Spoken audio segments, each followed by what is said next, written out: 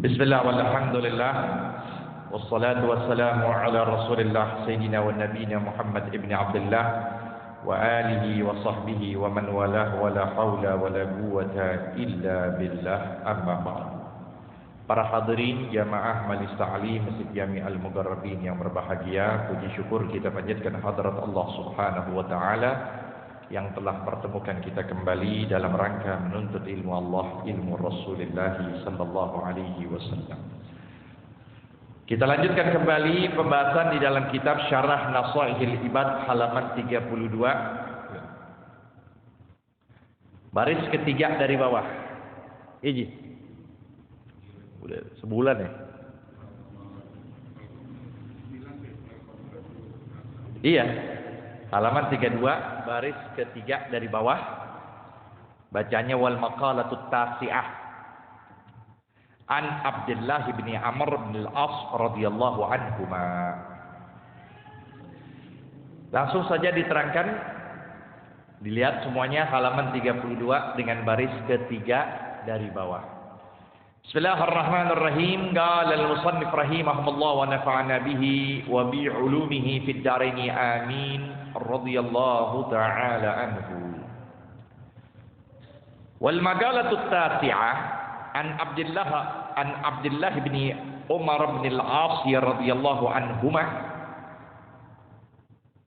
Perkataan yang ke-9 dari perawi terakhir, yaitu seorang sahabat yang bernama Abdullah bin Amr radhiyallahu anhuma, semoga ridha Allah kepada keduanya. Khamsun, ada 5 perkara.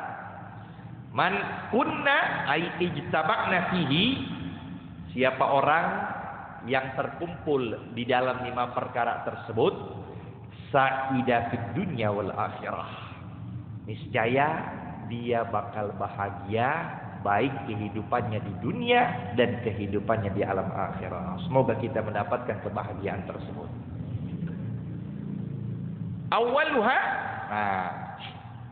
yang pertama dari tanda-tanda kebahagiaan seorang dunia dan akhirat, an yadhkur la ilaha illallah Muhammadun Rasulullah waqtan ba'da waqtin.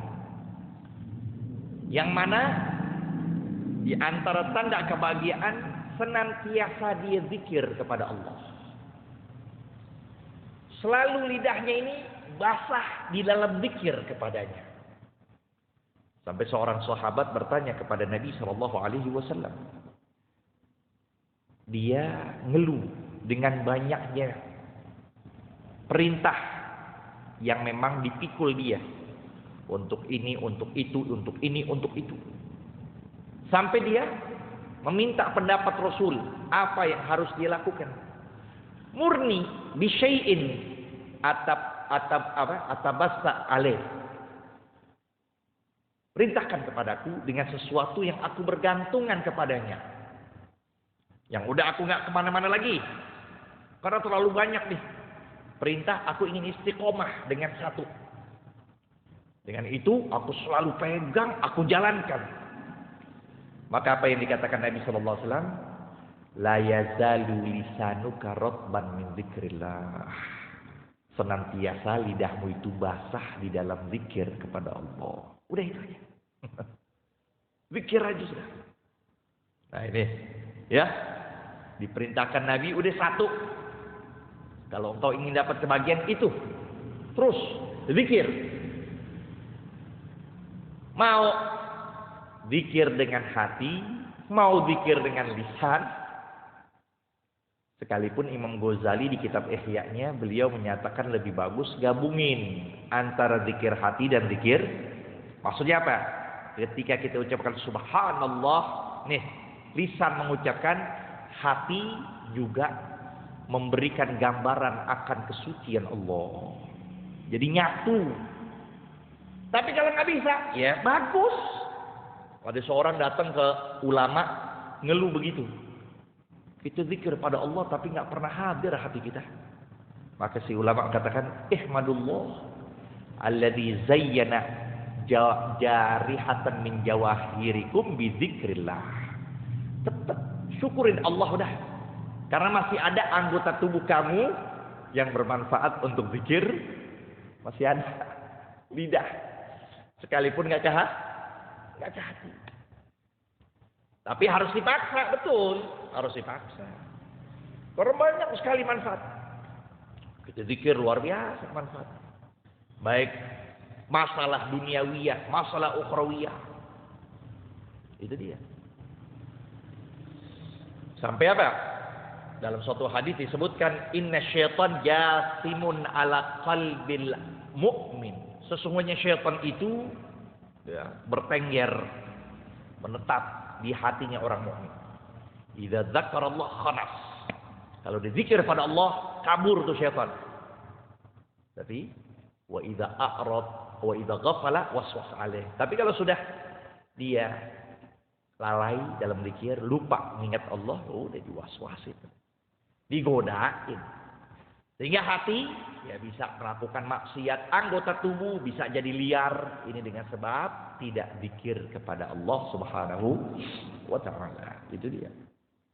Jadi dengan pun lidah doang, hati nggak zikir, nggak jadi masalah. Minta pada Allah supaya bisa nyatu antar zikir dan antar lidah dan hati.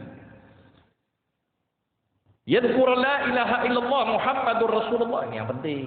Zikir yang paling afdal adalah ngucapin lafaz tauhid la ilaha illallah. Afdalu zikri la ilaha illallah wa afdalu du'a alhamdulillah. Udah itu hadis. Nah, cara ngucapin mana yang paling utama? Di sini ada khilaf di antara ulama. Bil qasr apa bil mad? Dipendekin laknya atau dipanjangin laknya? Kalau dipendekin, ya udah la ilaha illallah, udah begitu kan? Tapi kalau dipanjang, sab'a alifat dengan ketukan tangan 7 kali. La ilaha illallah. Nah ini khilaf di antara ulama.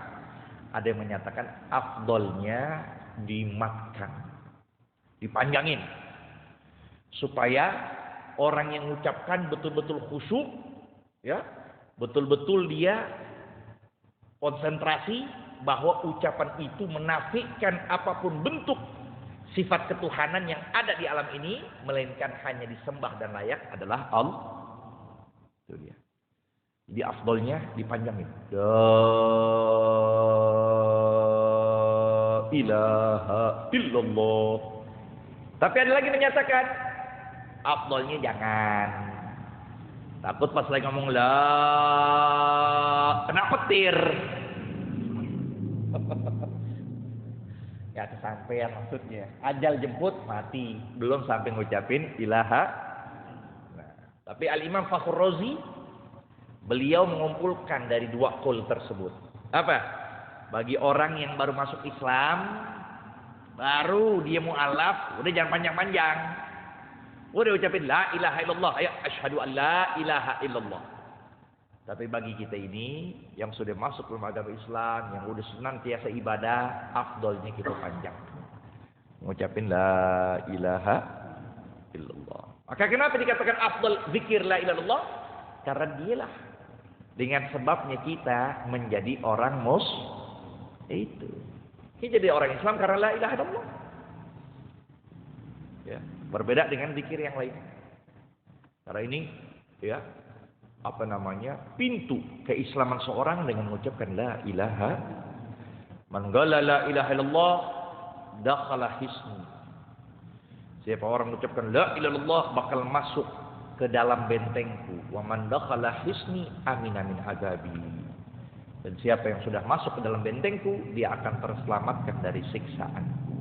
Sampai disebutkan dalam riwayat di dalam kitab An-Nasa'i Biniyah walau Sa'il Imaniyah li Imam Al-Haddad, itu disebut ada tiang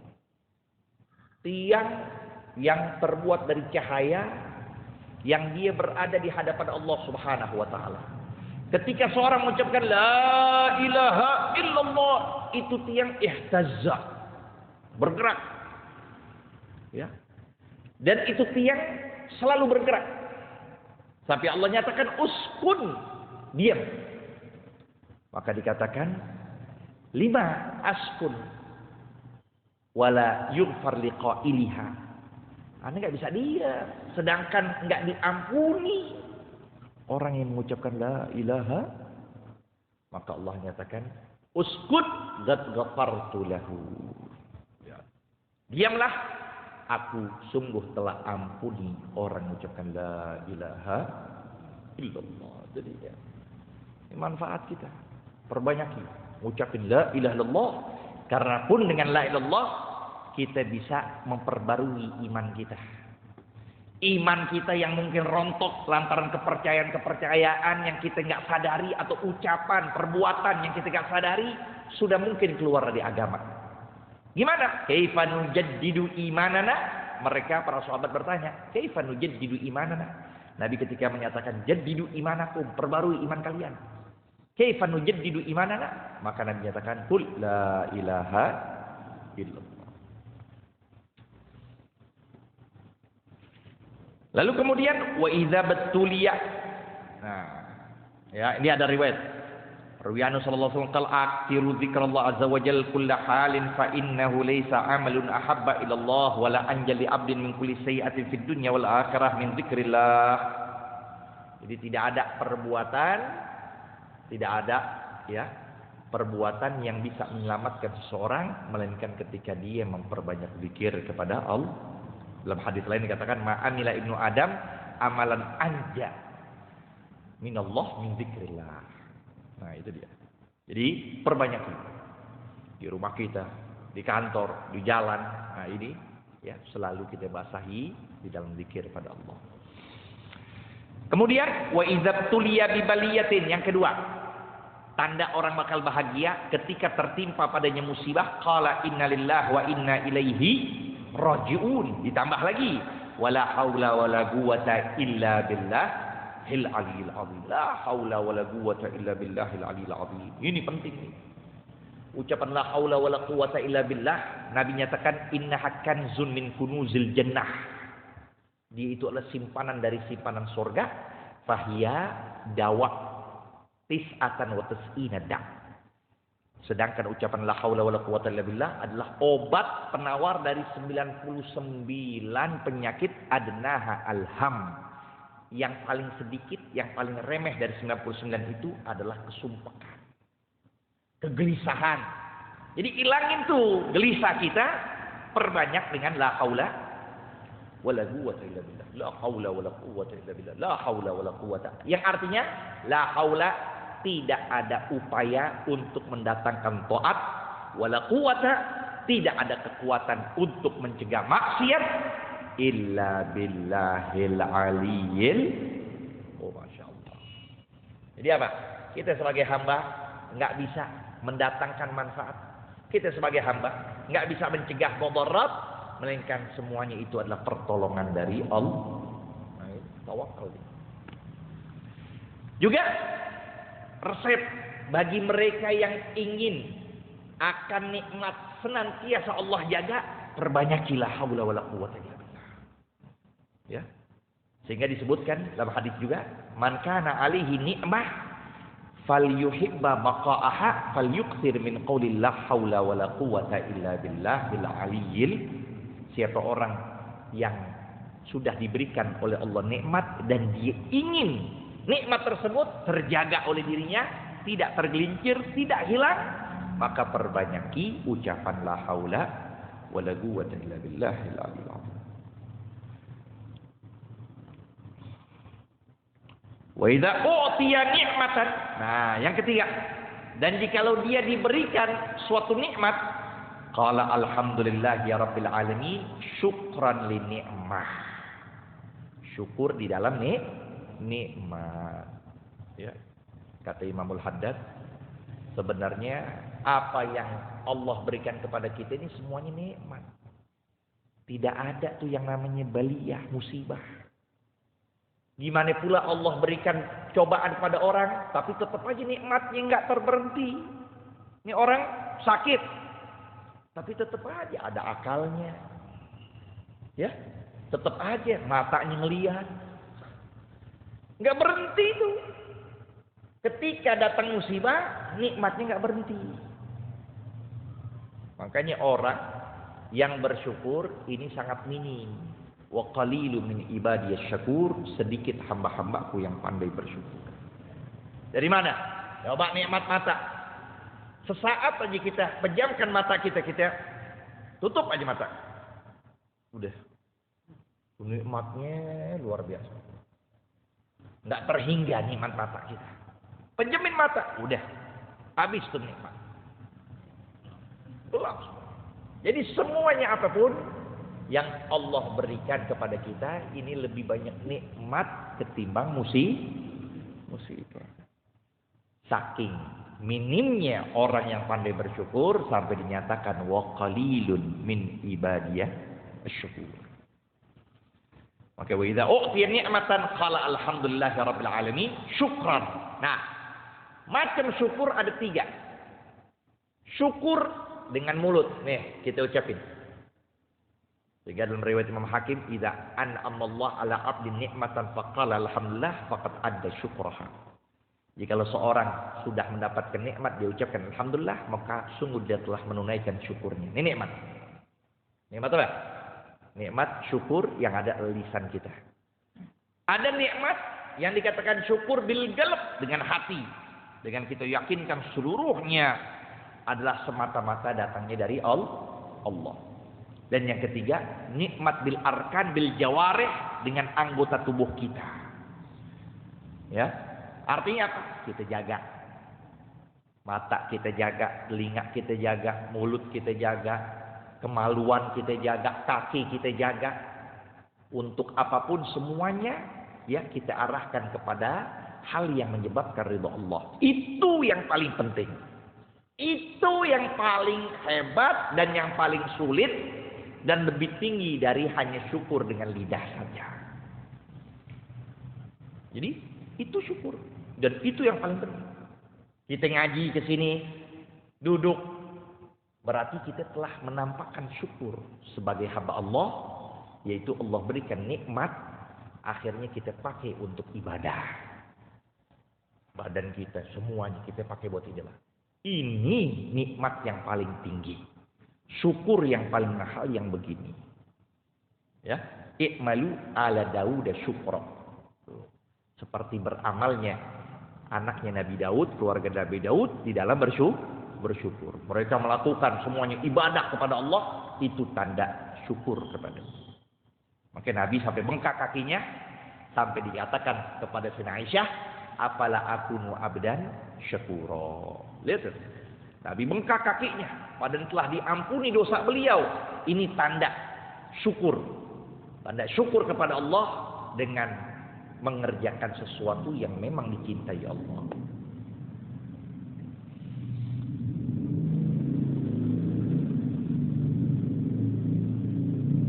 Lalu yang keempat, wa idza ibtada'a fi syai'in qala bismillahirrahmanirrahim. Kalau seandainya dia memulai aktivitas apapun, maka hendaklah dia mengucapkan bismillah. Mau mulai keluar rumah, bismillah. Mau bangun, ya, pas melek, mengucapkan apa? Bismillahirrahmanirrahim. Man qala dzalika razaqallahu ridwanahul akbar. Siapa orang mengucapkan basmalah ketika bangunnya dia, maka Allah anugerahkan kepadanya ridho Allah yang amat besar. Enggak cerutu kita cari, enggak di Samsu kita cari, melek langsung ucapin. Mudah tuh? Mudah. Tapi kalau nggak dapat taufik dari Allah, nggak bakal kita kerja. Ucapin bismillahirrahmanirrahim, belum tentu bisa setiap hari. Bangun, tiba-tiba ingat aja jam 10, oh iya bismillahirrahmanirrahim, nggak ucapin. Ya. Nah ini. Idza btada'a fi kulli syai', jika dia melakukan apapun dalam setiap aktivitas dia, mau ngaji, mau keluar, mau masuk, apa aja, maka ucapkanlah bismillahirrahmanirrahim. Nih di antara 5 tanda kebahagiaan seseorang.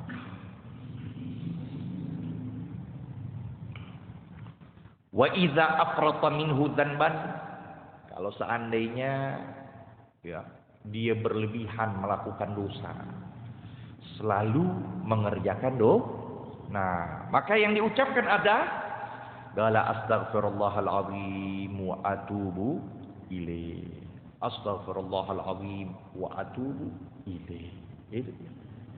Karena istighfar ini manfaatnya pun juga bukan yang berkaitan dengan ukhrawiyah aja. Berkaitan dengan duniawiyah. Maka dikatakan dalam ayat faqulu astaghfiru rabbakum.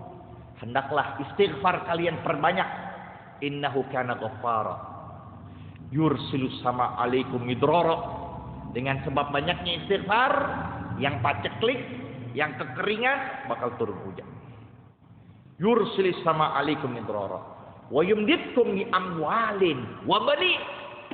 Dan akan membentangkan untuk kalian dengan banyaknya istighfar apa? Harta. Oke, bagi para pekerja yang punya toko, buka toko, banyakin istighfar. Habis buka toko, sambil nunggu pelanggan, pembeli, banyakin istighfar. Ini ayat sudah Allah nyatakan. Wa yumditkum bi amwalin wa bani. Allah bentangkan untuk kalian dari berbagai harta dan anak-anak. Yang sulit dapetin anak, banyakin istighfar. Istighfar terus, banyakin. Biar cepat punya anak. Waja'alakum jannatin waja'alakum anhara. Dibuat jadi surga, jadi tempat yang enak buat kita, ketenangan hati. Jadi ya. Sehingga Nabi SAW menyatakan, Anas bin Malik radhiyallahu anhu qala Rasulullah sallallahu alaihi wasallam ala adulukum ala da'ikum wa dawaikum. Maukah kalian kutunjuki atas penyakit kalian dan obat kalian? Inna da'akum dzunub. Sesungguhnya penyakit kalian adalah dosa. Wa dawa'akum al-istighfar. Dan obat kalian adalah istighfar. Dalam hadis lain dikatakan, man lazimal istighfar ja'alallahu lahu min kulli dhiqin makhraja. Siapa yang melazimkan istighfar, Allah jadikan dari setiap kesempitan jalan keluar. Wa min kulli hammin farajan, dan dari setiap kegelisahan ada keluasan. Ya. Wa razaqahu min haitsu la yahtasib, dan pun Allah anugerahkan kepada dia rezeki dari tempat yang dia tidak duga istighfar. Musirahnya astaghfirullahalazim wa atubu ilaih, astaghfirullahalazim, ya.